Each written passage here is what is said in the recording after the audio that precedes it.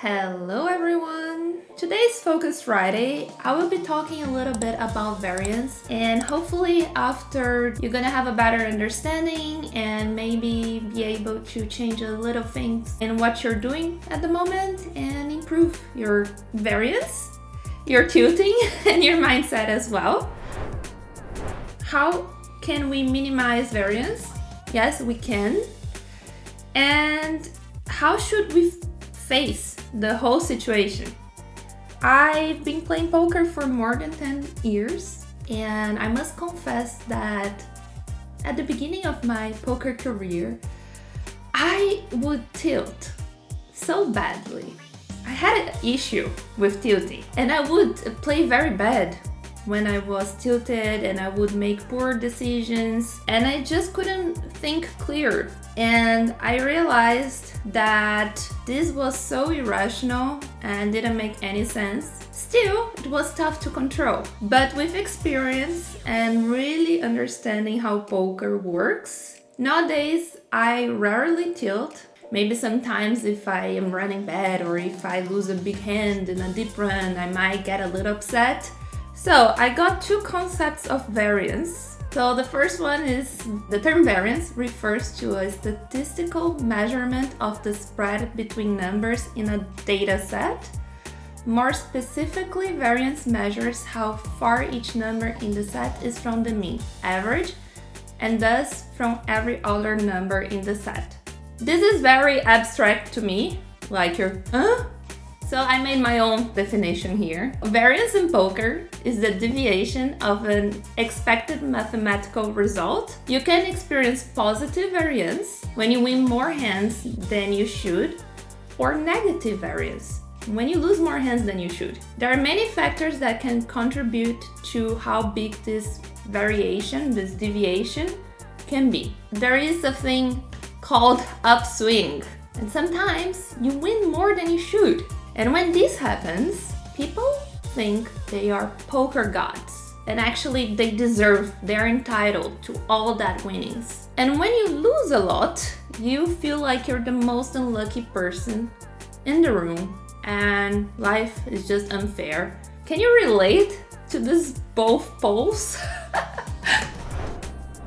Win rate normally is measured in how many big blinds you lose or win per 100 hands you play.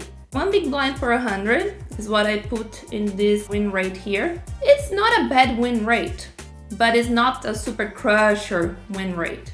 He wins one big blind per 100, and if he plays 10,000 hands, the chances of him losing are 45%.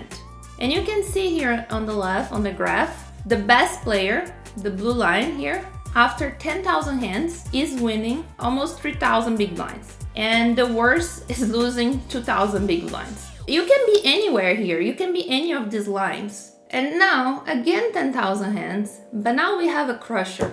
8 big blinds per 100. Someone who wins 8 big blinds per 100 playing cash game is a very, very good player. It's possible to win even more, but that's a very solid win rate. The chances of you being stuck after 10,000 hands drops to 16%, and before it was 45%. When you have a better edge, when you're a more profitable player, variance is smaller, even when you play not so many hands. When you play poker, we could win every tournament, but this is just not how it will happen. And thinking that we always gonna win, it's irrational. This is not how poker works. This is not what you signed up for. The luck factor in poker is what brings so many amateurs and professional players to the game. Poker is the only sport where amateurs and professionals can play together and really compete, and sometimes the amateurs will beat the professionals. You never know when your aces will be cracked. It can be during a final table with many thousands of dollars in pay jumps involved, or at your local micro stakes home game. So we have aces. Oh, I have the best hand in the game. I go all in. I'm gonna win the hand. No, you're gonna lose many times, and that's not bad luck. It's expected. And when you accept that you're gonna lose with strong holdings, you're gonna bust tournaments with bad beats or close to the money. It's much easier. You don't get tilted. You understand that this is part of the whole thing of playing poker. And it took me years to learn that and to accept that. So guys, the steps to reduce variance, increase your win rate. Yeah, first, it's the most important. If you are a crusher, you will make money. Maybe not today, maybe not tomorrow, but you will make money. So become a crusher. Second step, once you're a crusher, volume. Because if you play a lot and you're a crusher, you will print. You don't have to worry with how you're running. You just need to trust the process, be rational, logical, smart, and do your thing. Game selection, very important. Again, maybe you're a great player, but you don't want to play versus the 10 best players in the world. Then you won't be a great player in this lineup. Bankroll management, very important. Money is your working tool when you play poker. You need money to make money. Again, sometimes you're gonna have to move down on stakes, and that's completely fine. You need to work your mindset. Again, you're not entitled of anything. You're not entitled of winning. Not everyone is a fish. You need to respect your opponents, and you need to be rational. Focus Fridays. Pay attention when you're playing. I'm playing live poker. What is the biggest leak that I make? Of course, Instagram, and then I'm scrolling. I don't even know what I'm scrolling. I'm just and I'm not paying attention to what's going on. No, focus. That's really, really important. This will increase your win rate by not doing too much. Sleep and diet.